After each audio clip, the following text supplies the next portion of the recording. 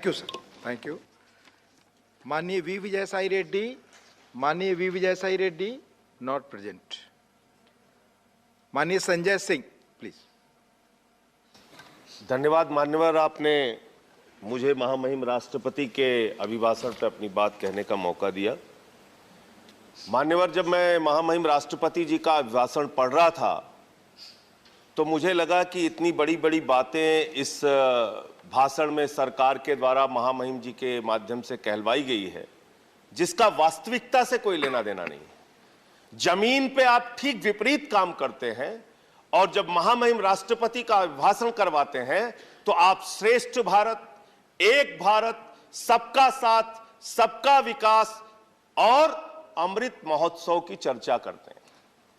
मान्यवर, मैं बड़ी विनम्रता पूर्वक आपके सामने सरकार से पूछना चाहता हूं, आप देश के महापुरुषों को याद कर रहे हैं, बहुत अच्छी बात है, याद कीजिए, लेकिन आजादी के 75वें अमृत महोत्सव में आजादी के 75 वर्ष पूरे होने पर अगर महामहिम राष्ट्रपति के अभिभाषण में गांधी जी की भी चर्चा कर देते तो आपको शर्मिंदा होना पड़ता, आपका सर शर्म से झुक जाता। अहिंसा के पुजारी राष्ट्रपिता महात्मा गांधी को धर्म संसद बुलाकर उत्तराखंड में अपमानित किया जाता है मान्यवर, मध्य प्रदेश में अपमानित किया जाता है मान्यवर, छत्तीसगढ़ में अपमानित किया जाता है मान्यवर। मैं कहना चाहता हूं, अगर यह सरकार गोडसे की विचारधारा पर चल रही है तो मुझे कुछ नहीं कहना, लेकिन अगर गांधी के प्रति जरा भी सम्मान है तो उन लोगों के खिलाफ मुकदमे दर्ज करके उनको जेल के सीखचों के पीछे डालना चाहिए। यह राष्ट्रद्रोह है मान्यवर। बापू का अपमान हो रहा है। दुनिया के किसी देश में चले जाइए, आप कहते हैं हम भारत से आए, लोग कहते हैं गांधी जी के देश से आए। उस महात्मा गांधी का अपमान इस देश में हो रहा है मान्यवर, आजादी के 75वें साल में, और सरकार खामोश, प्रधानमंत्री जी खामोश, कोई उसकी चर्चा नहीं करते, क्योंकि कहीं ना कहीं भारतीय जनता पार्टी जिस विचारधारा से आती है वो विचारधारा गोडसे को महिमा मंडित करने की विचारधारा है, गांधी के विपरीत काम करने वाली विचारधारा है। दूसरी बात मान्यवर, सबका साथ सबका विकास का जिक्र किया गया। एक तरफ आप सबका साथ सबका विकास का जिक्र करते हैं, दूसरे तरफ आपके नेता उत्तर प्रदेश के मुख्यमंत्री कहते हैं, आदित्यनाथ जी भाषण देते हैं, यूपी का चुनाव 80 और 20 पर होगा, 80 और 20 पर होगा। ये 80 और 20 क्या है? मैं आपसे पूछना चाहता हूं बड़ी विनम्रता पूर्वक, वो कोरोना की महामारी में जो लाखों लोग मारे गए वो 80 में आते हैं कि 20 में आते हैं? वो किसान जो 1 साल तक सड़कों पर बैठा रहा, 750 किसान शहीद हो गए, वो 80 में आते हैं या 20 में आते हैं? वो खुशी दुबे उत्तर प्रदेश की बेटी जो 1.5 साल से जेल में सड़ रही है, वो प्रभात मिश्रा जिसका फर्जी इनकाउंटर हो गया, वो हाथरस की बेटी जिसको रात में 2 बजे जला दिया गया, वो नौजवान जो लाठियों से पीटे जाते हैं मान्यवर, वो 80 में आते हैं या 20 में आते हैं? ये 80 और 20 में हिंदुस्तान को बांटना बंद करो, गरीब बच्चों के फीस पे चर्चा करो, तरक्की पर चर्चा करो। आप किस ओर हिंदुस्तान को लेकर जाना चाहते हैं? क्या आप करना चाहते हैं?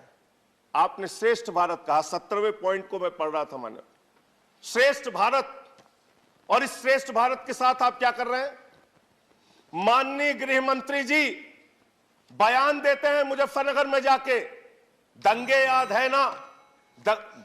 हाँ, 4 मिनट बोल चुके हैं मान्यवर, प्लीज। जिसके एक मेंबर है, जिसके एक मेंबर है, एज पर रूल्स जा रहा हूं, please, as per rules, 10 as per rules, नहीं, मेरे साथ न्याय कीजिए सर। एज पर रूल्स, मैंने आपका नाम लेट से आया, मैं आपको अवसर दे रहा हूं। एक मेंबर अगर आप नहीं, अगर आप, मैं उस पर बहस नहीं करना चाहता, मैं रूल्स के अनुसार आपको मौका दे रहा हूं, नहीं तो मैं दूसरे किसी को आमंत्रित करूंगा। 2 मिनट में करें आपको ऑलरेडी 4 मिनट बोल चुके हैं, प्लीज। मान्यवर, मैं बड़ी विनम्रता पूर्वक आपसे कहना चाहता हूं, हमारे देश के गृह मंत्री, इस भाषण में श्रेष्ठ भारत की बात कही गई, वो भारत श्रेष्ठ है, श्रेष्ठ था, श्रेष्ठ रहेगा, लेकिन उस श्रेष्ठ भारत को आप दिन रात पाकिस्तान से डराते हैं।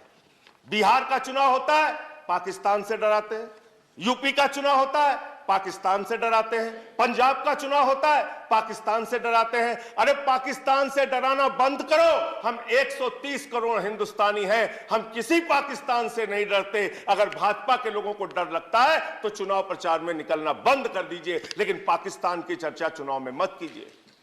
मान्यवर, मैं पूरा भाषण पढ़ रहा था, किसानों का जिक्र आया, गरीब कल्याण योजना का जिक्र आया, आपने उसका बजट न्यूनतम कर दिया।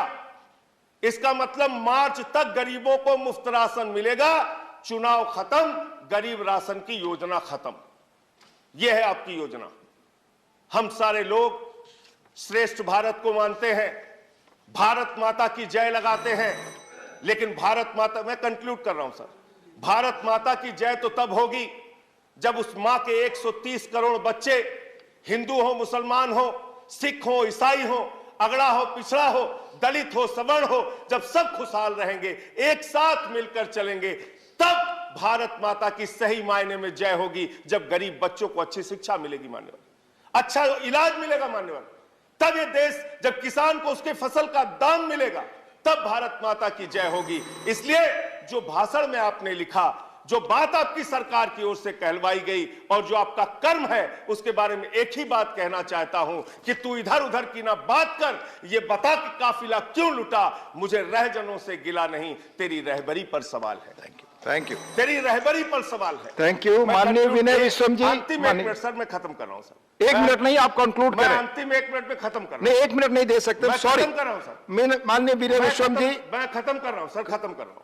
मैं सिर्फ आपसे यही कहना चाहता हूं, आपके माध्यम से सरकार से निवेदन करना चाहता हूं, चुनाव मुद्दों पर लड़िए, देश का माहौल मत बिगाड़िए, देश को नफरत की आग में मत झोंकिए, देश को इस चुनाव को माननीय विनय विश्वम कराइए। माननीय विनय विश्वम, इस पूरे प्लीज स्पीक में यूपी ओनली